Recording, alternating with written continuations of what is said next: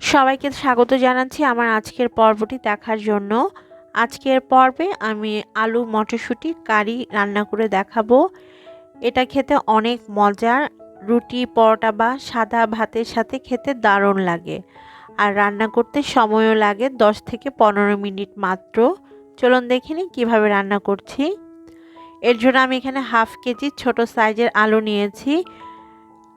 আলুগুলোকে ভালোভাবে সেদ্ধ করে এর খোসাটাকে ছাড়িয়ে নিতে হবে। আপনারা যদি এই ছোট সাইজের আলু না পান সেক্ষেত্রে বড় আলুগুলোকে ছোট ছোট টুকরা করে কেটে নিতে হবে। এবার তবে চলুন রান্নাঘরে রান্নাটা শুরু করি। চুলা একটা প্যানে আমি 2 টেবিল চামচ পরিমাণ রান্নার রেগুলার তেল দিয়ে নিয়েছি। এখন অপেক্ষা করব তেলটা গরম হয়ে আসা পর্যন্ত। তেলটা যখন গরম হয়ে আসবে তখন এর মধ্যে আমি দিয়ে দিব 1 চা চামচ পরিমাণ আস্ত 5 ফোড়ন। তবে 5 ফোড়নটা অপশনাল, আপনারা চাইলে এটা স্কিপ করতে পারেন। একটা তেজপাতা আমি মাঝখানে একটু ফালি করে নিয়েছি। আর দিয়ে দিতে হবে 1 কোয়া রসুন কুচি এবং হাফ কাপ পেঁয়াজ কুচি। আমি একটা বড় সাইজের পেঁয়াজ ছোট ছোট করে কুচি করে নিয়েছি, সেটাই দিয়ে দিলাম। এখন তেলের সাথে পেঁয়াজ আর মশলাগুলোকে ভালোভাবে ভেজে নিতে হবে যতক্ষণ না পেঁয়াজটা নরম হয়ে আসে।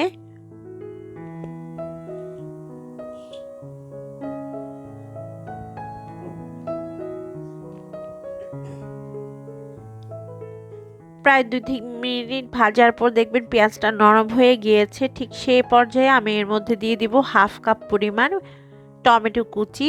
টমেটো কুচি না থাকলে আপনারা টমেটো পিউরিও অ্যাড করতে পারেন বা 1 টেবিল চামচ টমেটো সসও দিতে পারবেন।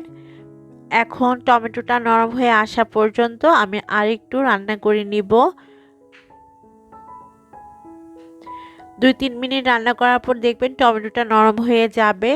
এখন আমি এর মধ্যে মশলা অ্যাড করব। আমি প্রথমে দিয়ে দিচ্ছি স্বাদ অনুযায়ী লবণ। লবণটা আপনারা নিজেদের স্বাদ বুঝে এখানে অ্যাড করবেন। দিয়ে দিচ্ছি 1 চা চামচ লাল মরিচের গুঁড়া, হাফ চা চামচ হলুদের গুঁড়া, হাফ চা চামচ ভাজা জিরার গুঁড়া আর হাফ চা চামচ ধনে গুঁড়া। সামান্য একটু মশলাগুলো পুড়ে না যাওয়ার জন্য পানি অ্যাড করছি। তারপর খুব ভালোভাবে মশলাগুলোকে 2 থেকে 3 মিনিট মিডিয়াম হিটে রেখে কষিয়ে নিতে হবে যেন মশলার কাঁচা গন্ধটা চলে যায়।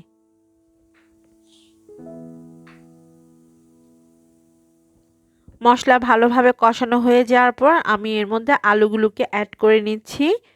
এখন মশলার সাথে আলুগুলোকে খুব ভালোভাবে মিশিয়ে নিতে হবে। তারপর ঢাকনা দিয়ে ঢেকে আমি 3 থেকে 4 মিনিটের জন্য কষিয়ে নিব। আর চুলার আঁচটা আমি বরাবরই মিডিয়ামেই রেখেছি।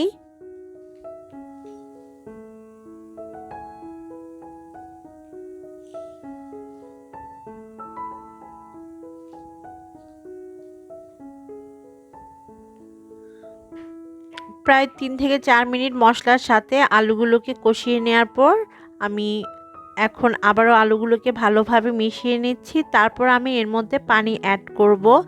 আমি 1 কাপ পরিমাণ পানি দিচ্ছি, তবে আপনারা নিজেদের পছন্দ মতো গ্রেভিটা ঘন বা পাতলা রাখতে পারেন।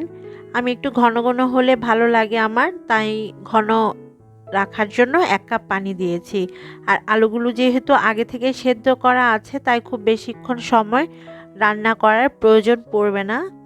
ঢাকনা দিয়ে ঢেকে আমি 6 থেকে 7 মিনিট মিডিয়াম হিটে রান্না করে নিব।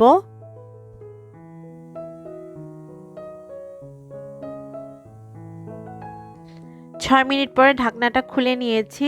আবার খুব ভালোভাবে সব কিছুকে মিশিয়ে নিতে হবে। তারপর এর মধ্যে আমি আরও কিছু উপকরণ অ্যাড করব।